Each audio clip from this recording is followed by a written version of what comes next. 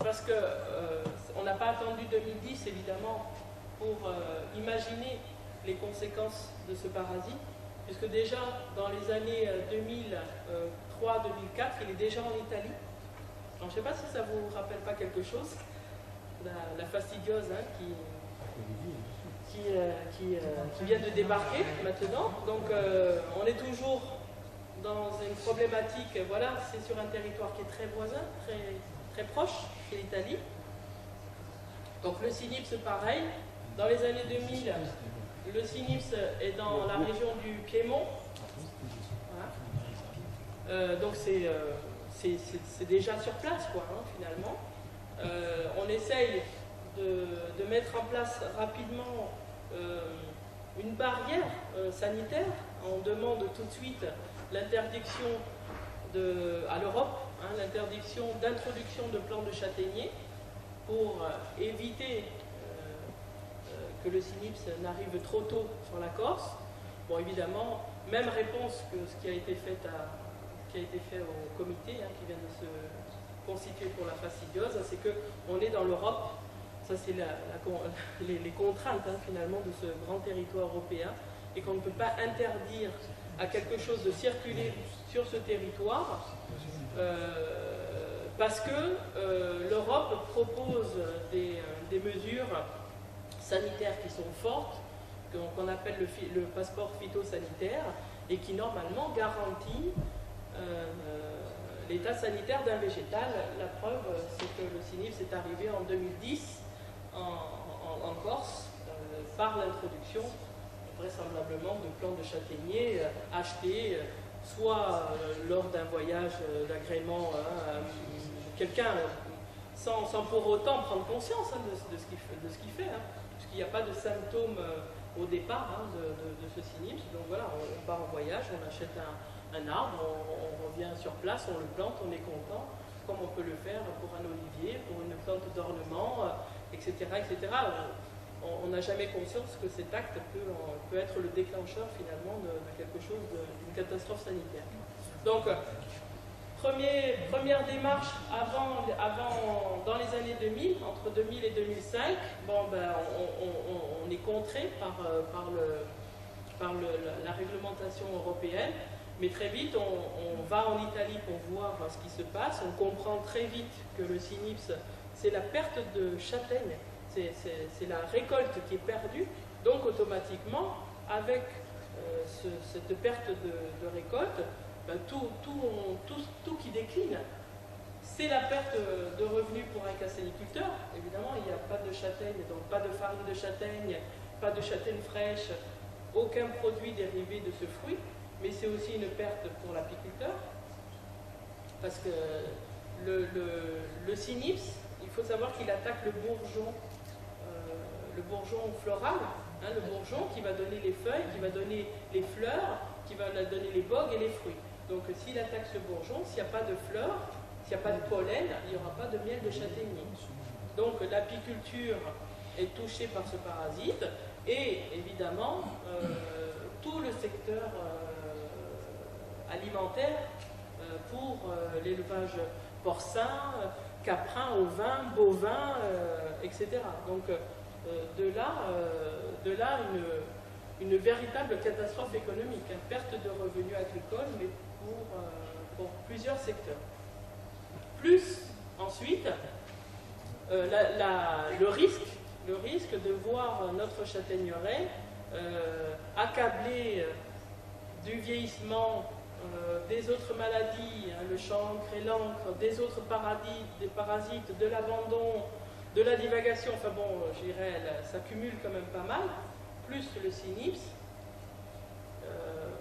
il y a, je dirais, des inquiétudes hein, sur l'avenir de cet écosystème hein, dont on parlait tout à l'heure en introduction. Est-ce qu'une châtaigneraie qui a été rénovée par rapport à une châtaigneraie qui est à l'abandon, est-ce que les conséquences du Cynips sont les mêmes ou Alors, je dirais que le Cynips va l'attaquer de la même façon. Néanmoins, une châtaigneraie qui est entretenue dans le sens du terme, hein, élaguée, amendée, irriguée, va quand même réagir beaucoup mieux. puisque le fait d'attaquer le bourgeon floral, c'est le système respiratoire qui est attaqué. L'arbre ne peut plus faire sa photosynthèse, en tout cas il ne peut plus la faire dans des conditions, dans les vraies conditions, avec la feuille, je dirais, saine et entière, hein, puisque le cynips a tendance à recroqueviller ses feuilles, à les réduire. Donc l'arbre se trouve en situation de faiblesse. Et on s'est aperçu que les arbres qui étaient quand même entretenus réagissaient quand même beaucoup mieux aux attaques de parasites. Bon, néanmoins, on s'aperçoit aussi de l'inverse, donc on est en train d'observer finalement les réactions de l'arbre par rapport à ce parasite. Donc on compare, hein, donc, on aime bien les images, la clé de voûte hein, pour l'économie de montagne à travers le châtaignier. On aime bien aussi l'image de poumon de la Corse, hein, parce que si on enlève ces 30 000 hectares de châtaigneraies, je pense qu'à un moment donné, ça risque de faire mal d'un point de vue environnemental, d'un point de vue patrimonial, d'un point de vue culturel. Donc le risque est là. En gros, le cynips, sur le châtaignier, ne le met pas en péril s'il n'y avait que le cynips. Et ça se comprend puisque le parasite pond dans le bourgeon. Donc l'objectif, c'est pas de détruire l'autre qui lui permet finalement de se développer, hein, mais c'est de maintenir cet arbre dans une espèce de léthargie qui lui permette de se développer, mais pas de le détruire. Cumulé au vieillissement, aux maladies, à l'abandon, aux autres conséquences, même par exemple cette année la sécheresse, bon, ben, on va perdre des arbres, c'est automatique, quoi. Il y a des arbres qui vont mourir de cette situation. On peut passer à l'autre. Voilà. Donc 2010, là aussi, donc tout de suite cette intégration au programme national avec deux objectifs. Le premier, donc on sait déjà en 2010, comme on le savait dans les années 2000, qu'il y a une seule lutte possible contre le cynips, c'est le Thorimus ciliandris. C'est l'introduction d'un prédateur naturel qui est le Thorimus ciliandris. Donc, lutte contre le cynips par les moyens biologiques, par la lutte biologique. Et deuxième action du groupement régional, c'est la mise en place d'un soutien financier pour faire en sorte que, je dirais, tout ce dynamisme hein, qui a été mis en place depuis les années 90 ne soit pas perdu en quelques années.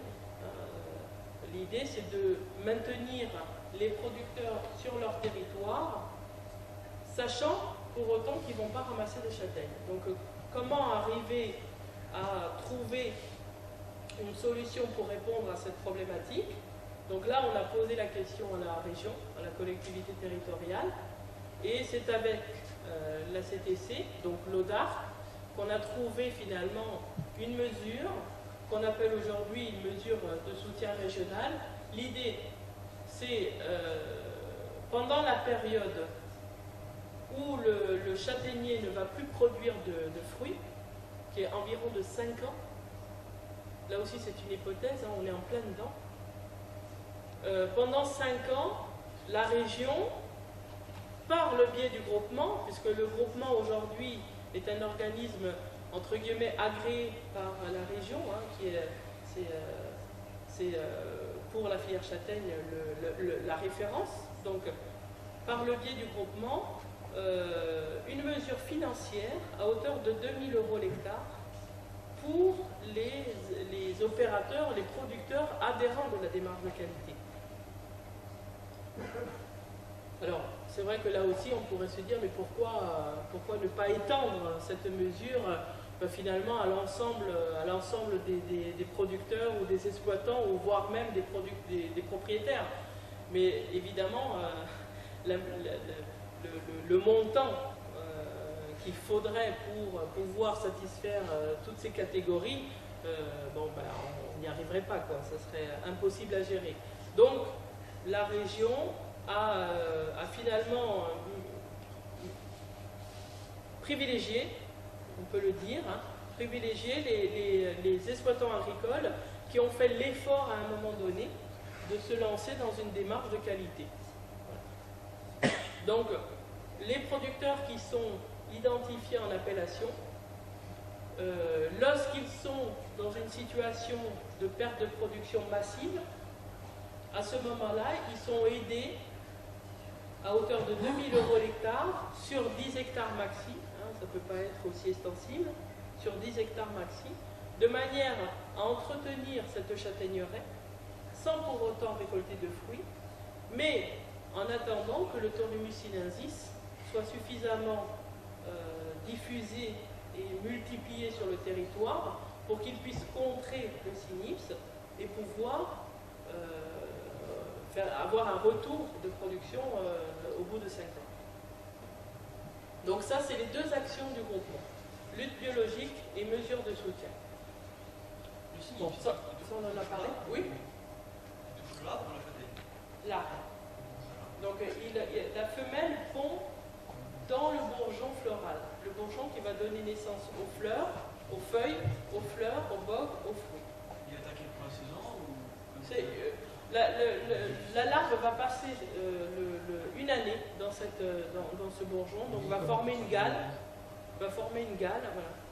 Et cette gale va empêcher la production de fruits, puisque voilà, l'arbre est dans une situation qui est complètement instable. Mais du coup, le cynips sera... Il ne va jamais disparaître, si c'est la question. C'est terminé. On va vivre avec ce parasite en Corse, comme d'autres régions. Alors le principe... En diminuant la présence du cynips, on va hypothétiquement réaugmenter le pourcentage de production de l'arbre. C'est-à-dire que de 0, on pourrait atteindre peut-être un arbre à 70-80%. 60%.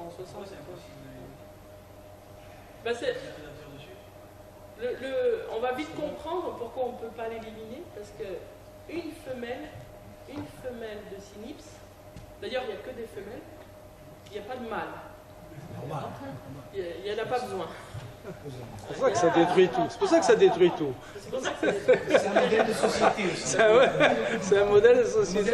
C'est un modèle de société. Donc, la femelle de cynips, il n'y a pas de monsieur cynips, elle s'auto-féconde. Parthénogénèse, ça s'appelle. La parthénogénèse, donc elle s'auto-féconde. Et chaque femelle va pondre sans œufs. Comme Alien, vous avez vu Alien? Voilà.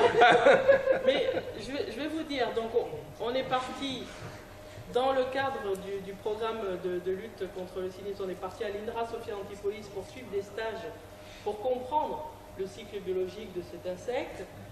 Et donc on avait des moyens à notre disposition exceptionnels, et donc on a pu voir dans les détails, parce que l'insecte fait 2 mm et demi. C'est une forme, c'est un moucheron, ce qu'on appelle les moucherons qu'on voit l'été sur les fruits qui pourrissent. C'est un peu cette image-là. Mais lorsqu'on le voit avec des microscopes qui grossissent des millions de fois, on s'aperçoit donc du détail de cet insecte.